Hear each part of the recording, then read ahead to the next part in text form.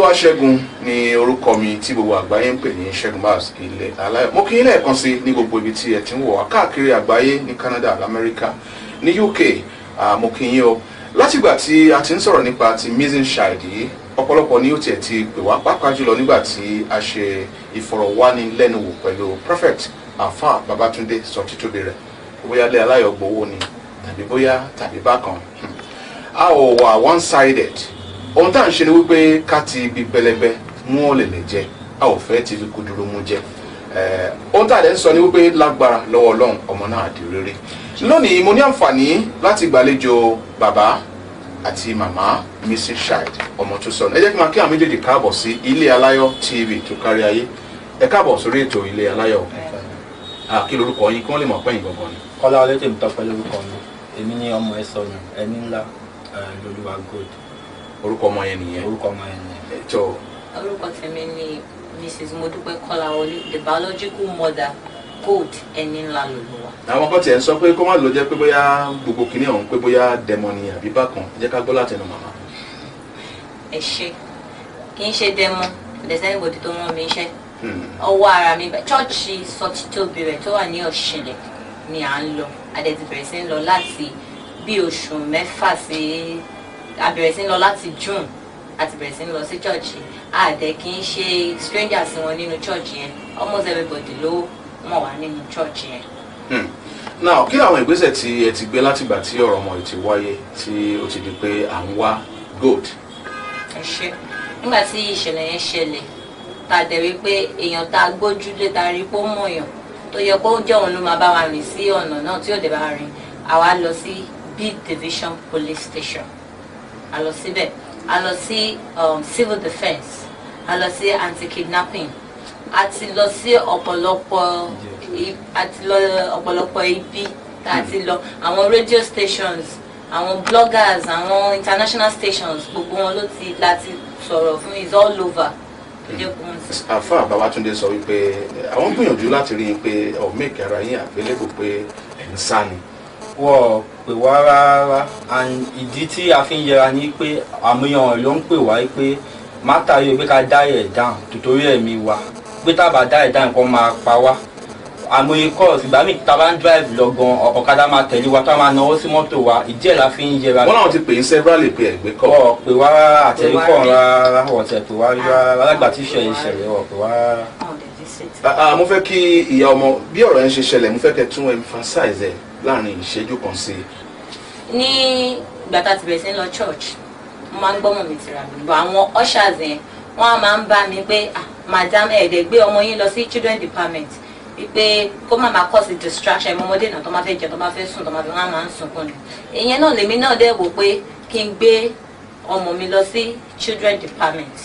Ìgbà tí mo dẹ̀ gbé débẹ̀ before then èèyàn kan bọ̀bọ̀ kan a week to that time bọ̀bọ̀ kan máa ń jókòó sí mi ó bẹ̀rẹ̀ sí ya picture ọmọ mi lórí phone. Èmi ti rò pé bóyá kó ṣàlè get distraction ẹ̀ ni. Nígbà tí ó da Sunday the following Sunday tí mo gbé ọmọ mi lọ sí church service mo lọ drop ẹ̀ èmi nìkan ni mo gbé lọ. Àwọn gbogbo workers church wọn rí èèyàn kankan pẹ̀lú mi. Mo dẹ̀ register. Ọkọ yóò tẹ̀lé yín lọ church lọ́jọ́ yẹn. Ọkọ mi tẹ̀lé mi lọ church bọ̀ ń wọnú church èmi ni mo lọ drop ọmọ yẹn. Ìgbà tí mo drop ẹ̀ being the first time èmi wọ́n ní kí n lọ register orúkọ ẹ̀ mo dẹ̀ register orúkọ ẹ̀ sí number 87 Kọ́láwọlé Gold. Mo dẹ̀ padà wọnú main church. Ìgbà tí ó da ìṣẹ́jú díẹ̀ mo tún padà lọ́wọ́ ọmọ yẹn mo wá rí pé kì í ṣe bí mo ṣe kọ ojú ẹ̀ sí ibi tó yẹ kán kọjú ẹ̀ sí wọ́n ti tọ́ọ̀nù ojú ẹ̀ sí lára àwọn workers yẹn mo bá rí buns lọ́wọ́ ẹ̀ mo tẹ́ sọ fún ẹjọ́ má fún ṣé church ló fún wọn ní buns wọn ní rárá wọn ní mo dẹ̀ ní ẹjọ́ má fún ọmọ mi ní oúnjẹ tí ò bá ti jẹ́ èyí tí mo fúnra mi gbà pé kọ́ check lunch bag ẹ̀ èèyàn tó dẹ̀ kọjú ẹ̀ sí yẹn òun ló dẹ̀ gbé bag tó ṣí tó yọ gbogbo ẹ̀ tó fún ọkàn mi dẹ̀ balẹ̀ mo dẹ̀ padà wọnú church around 11:45 ìgbà yẹn ni Alfa Babatunde tó bẹ̀rẹ̀ sí gbàdúrà mo wá ní kí n lọ mo tiẹ̀ ti débi staircase náà ìwọ tó bá pajú ẹ̀ dé o pé fún 30 minutes la fi gbàdúrà pé tó bá pajú ẹ̀ dé pé o ò ní rí December ẹgbẹ́ mi ló dẹ̀ bó ṣe gbàdúrà yẹn nìyẹn ẹgbẹ́ mi ló dẹ̀ dúró sí ní ibi staircase throughout for like 30 minutes la fi gbàdúrà ìwọ tó bá pa ojú ẹ̀ dé o ò ní rí December kò dẹ̀ sẹ́yìn tó máa gbọ́rọ̀ àdúrà yẹn kẹ̀ tí kìíní gbà yẹn bóyá ó láwọn áńgẹ́lì kan fẹ́ wọlé ẹgbẹ́ mi báyìí ni Alfa Babatunde dẹ̀ dúró sí nígbà tí mo fẹ́ lọ wọ ọmọ yẹn bá ṣe parí àdúrà bó ṣàṣe gbàdúrà tá àtẹ̀tí gbàdúrà tó kúrò lẹ́gbẹ̀ẹ́ mi ìgbà yẹn mo dẹ̀ lọ wọ ọmọ mi mo dẹ̀ notice gbà mo dẹ̀ pé wọ́n ọmọ tí mo gbé wá ń sìn àwọn ṣàyẹn ní kí n lọ fúnra mi máa wá ọmọ mi ní àárín ọmọ bíi 200. àwọn ṣàṣọ bẹ́ẹ̀. àwọn tó children pastors yẹn wọn 14 wọ́n ní kí lọ máa fúnra mi wá ọmọ mi gbà tí mo dẹ̀ wá sí mi wọ́n ní bóyá èèyàn kan gbé ṣeré lọ ní ṣé bẹ́ẹ̀ ṣe máa ń ṣe ní chọ́ọ̀chì tìyín nìyẹn ìgbà yẹn ni mo wá pe ọkọ mi lórí fóònù tí wọ́n ní ẹ máa bọ́ta mi màá rọ́mọ wa o ìgbà náà ṣe wàá mọ̀ pé èmi àtọkọ àjọ wá sínú church ọkọ mi dàbá béèrè lọ́wọ́ kí ló ṣẹlẹ̀ ọmọdà wọ́n láwọn gbogbo àwọn 14 yẹn wọ́n ní wọ́n lọ dalẹ̀ nù gbogbo àwọn 14 wọ́n ní wọ́n lọ dalẹ̀ nù kọ́ tó ń sọ nìyẹn adẹ̀bẹ̀rẹ̀ sí ń pariwo gbogbo àti mò ń pariwo ní 11:45 wọ́n ò sọ fún jíò lórí ọ̀tà wọn ò sọ fáfá Babátúndé ìgbà tí wọ́n pariwo around 3 o'clock ni bóyá ariwo tí mo bá attract àwọn assistant pastor wọ́n ṣe wá bọ́lẹ̀ wọ́n ṣe wá lọ sọ fún pastor ìgbà tó dẹ̀ ṣe díẹ̀ social announce wípé ọmọ tán wá kò sọnù is not a spiritual thing pa máa rí gbogbo ṣọ́ọ̀ṣì dẹ̀ kúrò sí amen ìgbà tí ó da 5:30 la close wọn ò tún sọ̀rọ̀ mọ́ mo dẹ̀ wọ́n mi irú èèyàn wo ló máa gbé ọmọ ṣeré lọ látara rẹ̀ ṣé wọ́n ṣe ń gbọ́ ọmọ ṣeré lé lọ lélẹ̀ ni àfa Babátúndé ò tẹ̀ túbọ̀ bí mo ṣe lọ bá lórí ọ̀tà nìyẹn mi tẹ̀ mọ́ pọ́kàn mi gan tẹ̀lé mi mo ṣàṣùkún lórí ọ̀tà dáàdì ìyẹ̀yìn tẹ̀ ń ríran tẹ̀ ń ṣe gbogbo ẹ̀ ilé lọ ṣe lọ ní chọ́ọ̀chì yẹn jọ mo ṣe rọ́kọ̀ mi lónìí ṣọ́mọ ẹ ni wọ́n gbé yéé kò yẹ kó jọ́mọ ẹ o tó bá jọ́mọ ọlọ́kadà ń sin yéé ọmọ ẹ ní ẹdúró bó ṣe lọ nìyẹn kò bọ́ta mọ́ ní ọ́fíìsì Mercyland kò dé tó bọ́ta 7 o'clock àṣìwájọ́ bí mo ṣe sunkún lọ bá nìyẹn wọ́n ní ó tún rọ́kọ̀ mi ó ní yéé ọmọ ẹ ní mo dẹ̀ mọ́ omi ìmọ̀ ìyàwó ẹ̀ wá kò yẹ kó jọ́mọ ẹ ó ṣàṣà kò yẹ kó jọ́mọ ẹ o ó ṣe pé inspector Abdul nìyẹn wípé ẹjọ́ sà kí la lè ṣe sọ̀rọ̀ ìyẹn dẹ̀ ní kí n tó bá ti dá 24 hours kí n wá lọ́ọ̀jì complain ó dẹ̀ ní madam ẹ lọ lékè lọ sùn nǹkan tí wòlíì wá sọ nìyẹn ìgbà tí mo ti fẹ́ mo sì wá ń bẹ̀ ọwọ́ ní kọ́kọ́ mi lọ fi fóònù nọ́mbà wálẹ̀ ìgbà tọkọ mi tí ọkọ mi ti lọ tán wá pọ̀ inspector ó pè pa ó ní kó lọ gba 20,000 naira lọ́wọ́ secretary kó fún inspector Abdul wípé á ti yé ìyẹn náà dẹ̀ ṣe bẹ́ẹ̀ lọ fún inspector Abdul fún ọlọ́pàá lọ́wọ́ pé fún 20,000 naira wípé ó máa ti yé nǹkan tó sọ nìyẹn lẹ́yìn ẹ̀ oníkàwá lọ lè lọ sùn wá ní ṣó pọ́sì bẹ́gbọ́n mi kan ṣe wá nìyẹn pé ṣé orí wa dàrú ni ẹ wọ́ ọmọ láti lẹ́wọ́ ẹ wá lè lọ police station àdè lọ B division àlọ́ mẹ́kì report àwọn gọ́ọ̀sì ẹ̀ bu apẹ́ ṣe ń bọ̀ ẹ wọ́ ọmọ ṣáyé fóònù ẹ̀ wá ní àbí kíníkan kìnìkan wọn bí àwọn èèyàn ṣáà ní àwọn ní ká máa lọ lépa àmọ́ wọn ṣó possible ní church lọmọ yìí ti sọnù Àfà Babátúndé church ló wà trout ìgbà tá a dẹ̀ dé tí mo padà lọ sí church kò tún bọ́ta aṣábẹ̀rẹ̀ sí ń gbàdúrà bọ̀bọ̀ tí mo ló ń ya picture yìí ìgbàgbà tí mò ń wá gbogbo ọmọ mi á tún wá bá mi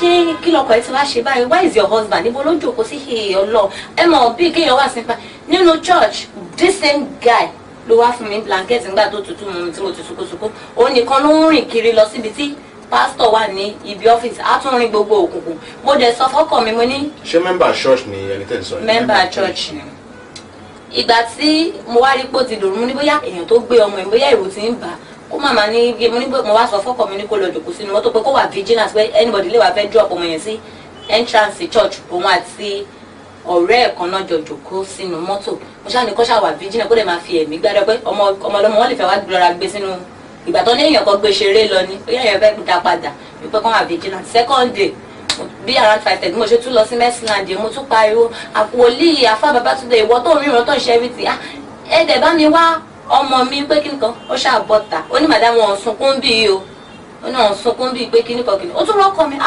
ó ló dùn ṣá ó ní pé òbá má dẹ̀ jẹ́ ọmọ ẹ o òbá má so ọmọ ẹ lọ́mọ yéye ó ṣà repeat that statement ó wá ní ká lọ lé ká lọ wẹ̀ ká padà wá ní 10 o'clock pé wàá ti fẹ̀mí ṣọ́nà wọn á ní ṣó possible mo ṣe ní sọ fọ́kàn mi pé nígbà tó rí wa ò dàrú ṣé ṣọ́ọ̀ṣì ni a fẹ́ dúró sí ní bá ṣe lọ civil defence a lọ empire radio a lọ gbogbo stations a lọ anti-kidnapping a ṣàbẹ̀rẹ̀ sí ń lọ kiri a lọ report.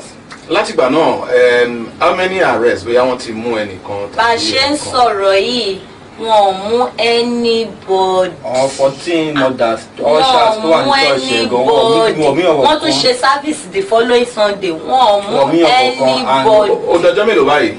ó ti ń lọ ọ̀sẹ̀ méjì tá a ti ń wọ́ mọ́. ó ti ń lọ ọ̀sẹ̀ méjì ká ti ń wọ́ mọ́ báyìí. ẹ jẹ́ ká wá sọ́dọ̀ bàbá nípa ti pé wọ́n ní ẹ sọ wípé wọ́n ń threaten yín out I want to hear that from you. ọ̀yàn ń pè wá ṣe mọ̀ ẹ̀rọ máa hide number wọn wá pè wá wá ní mátà yẹn pé ká dá ẹ̀ dáhùn ká má pariwo mọ́ wípé tìta bá continue láti máa pariwo wípé ẹ̀mí wa léwu kó wá pa wá o ṣe mọ̀ wọ́n dá as in wọ́n máa hide number tó máa pè wá.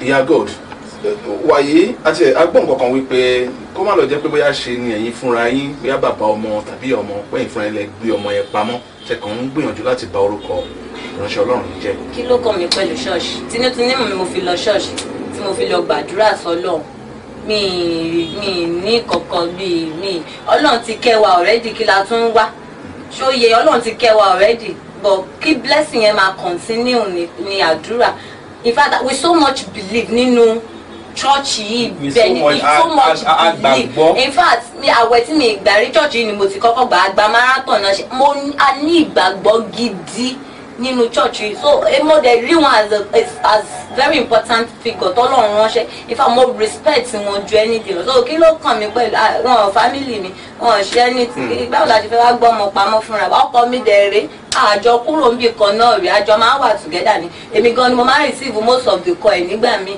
so tọ́mánìtì yẹn mo lè vow fún anything pé ọkọ mi ṣe kí. ẹ ṣe pé gbọmọ ìpamọ́ àti ìrìndè ní. àkọ́kọ́ bí ọmọ wa ilé kò jẹ́ tí lè rìn so ó wá ń yà mí lẹ́nu báwo lọ́wọ́ tí ò tí lè rìn ṣe máa fà jáde láàrin ọ̀wọ́n ọ̀ṣà 14 wọ́n yẹ lọ́ọ́ da ìdànùgbà kan wọ́n fọ́ tí lọ́ọ́ da ìdànùgbà kan. tó gbogbo àgbáyé tí ó ń wò wá báyìí kí ni tí ẹ fẹ́ kí ìjọba ó ṣe kí ni tí ẹ fẹ́ kí gbogbo àgbáyé ó ṣe níbi tá a dé ẹni wọn tí ì méèkì àrẹ́sì kankan. ẹ jọ it's going to 2 weeks now ẹ gbogbo àgbáyé kọ́ gbà wá má jẹ́ kó fọwọ́ lágbára lójú. kó má fọwọ́ lágbára lójú.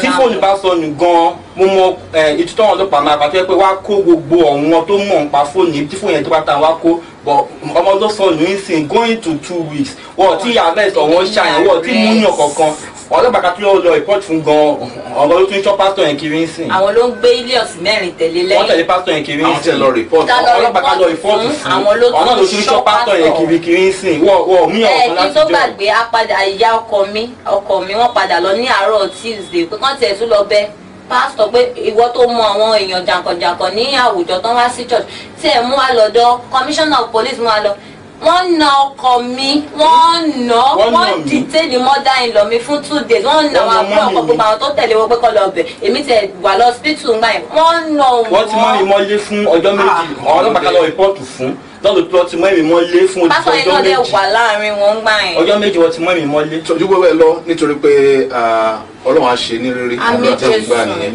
ǹjẹ́ a lè láǹfààní láti ní nọ́mbà yín fún gbogbo àwọn. 07061981160 07061981160 Facebook name mi ni Dóyè Oge Kọ́láwọlé ẹjọ́ mo bẹ̀yẹn Dóyè Oge Kọ́láwọlé ẹjọ́ ọmọ mi yóò ṣe padà àkọ́bí mi ọmọ kan pé mo tí mo sì ní nìyẹn ẹjọ́ ẹ ṣàánú mi ẹjọ́. Ọlọ́run á ṣe ní rere fún wa. Papa Sílẹ̀ Studio ẹ̀dá ṣe wà lórí ètò Ilé Aláyọ̀ lórí Ilé Aláyọ̀ TV tó kárí ayé. Ilé Aláyọ̀, Ilé Aláyọ̀, Ilé Aláyọ̀, Ilé Aláyọ̀, Ilé Aláyọ̀, Ilé Aláyọ̀.